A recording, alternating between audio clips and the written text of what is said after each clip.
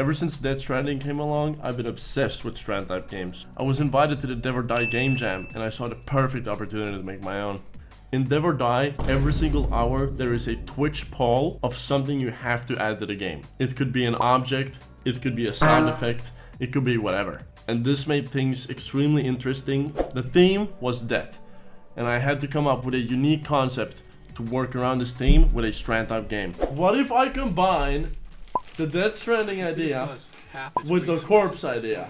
I want you to bury them over here, and you carry them through this awkward terrain. Hold on. Duck has a bunch of ideas on his stream. We can just go steal those. He's What? Like, putting them up for free.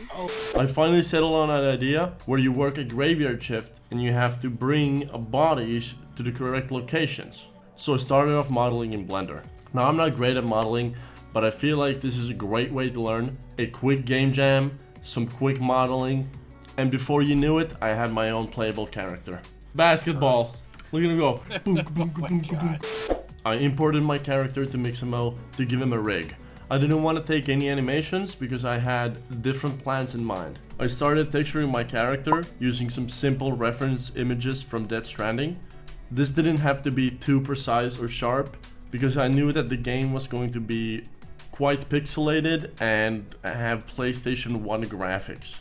I didn't want to spend all my time creating a massive terrain using Unity's terrain tools, so I just quickly downloaded a demo and moved the scenes around a little bit to fit my likings. Why is it so ugly?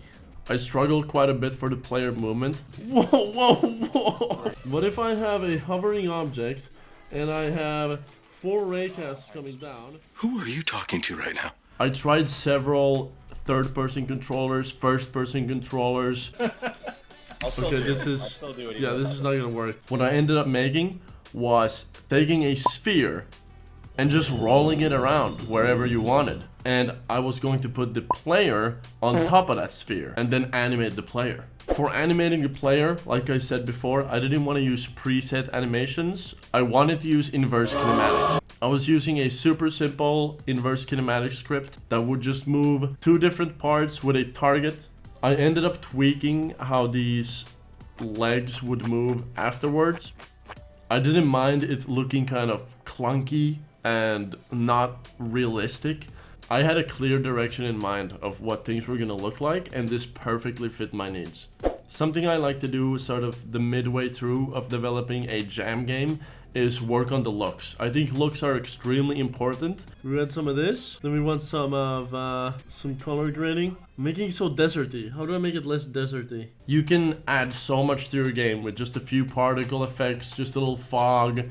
And after the first day, the first 6 hours was over, and personally, I think the game is looking great so far. We have the base climbing mechanic just how I wanted. The texture fits perfectly, the map is not too big or too small. I was really pleased with what I've done that day.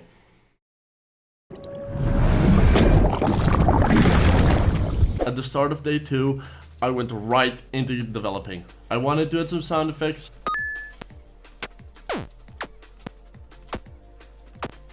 Because sound effects can add so much once again to your small little game jam game. Please leave a like and subscribe. If you do want to play the game, here's the link. Next up, I had to work on an NPC. And I wanted the NPC to have its own texture. So I quickly recolored the player texture.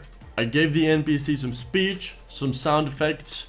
He basically just gives you a quest of, hey, here's my friend, take his body and please bring him to this location. Okay, playing the dialogue. Also, the dialogue is always pointed towards your camera, so. You want it to be buried. Sense location.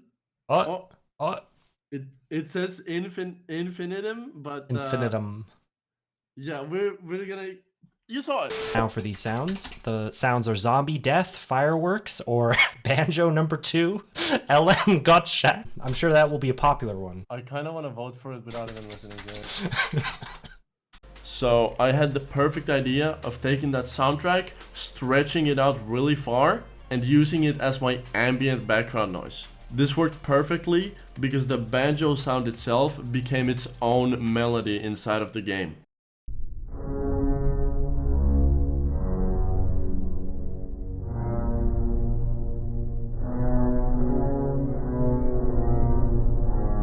This is the same technique they use to make the monster roar sounds in Subnautica. They just stretch out a simple little soundbite. Something I always dread in making a game are the ragdolls. I always try to figure out a workaround for ragdolls, but I knew for this one I didn't have a lot of time, so I was just gonna use Unity's own ragdoll system.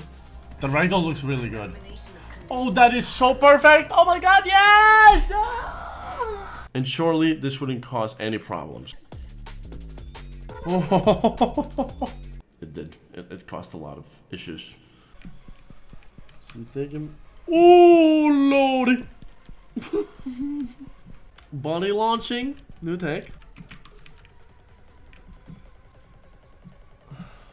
My simple workaround was just to freeze the player right before picking up the body, so he couldn't go flying up in the air or the ragdoll couldn't kick him around. And this seemed to actually work really nicely. We have player movement, we have NPCs, we have quests, we can carry the bodies. The only thing we had left to do was to create a grave where we could actually bury the bodies. I quickly copy-pasted the NPC, created different locations, put down different graves, and had a nice little game loop going throughout the game. With the few minutes I had left, I quickly decided to create a starting menu for the game. And my time was up. That's it. If you made it this far, I really hope you would check out the game. It's on itch.io right now. If not, I'm gonna show you some footage. Here we go.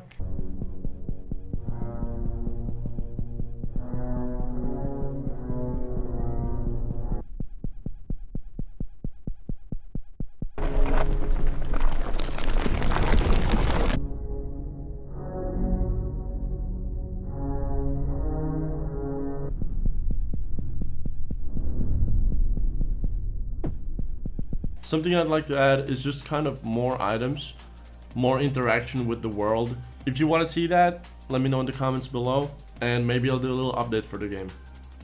Overall, I really enjoyed this Dev or Die challenge, and personally, I think I made quite a cute game.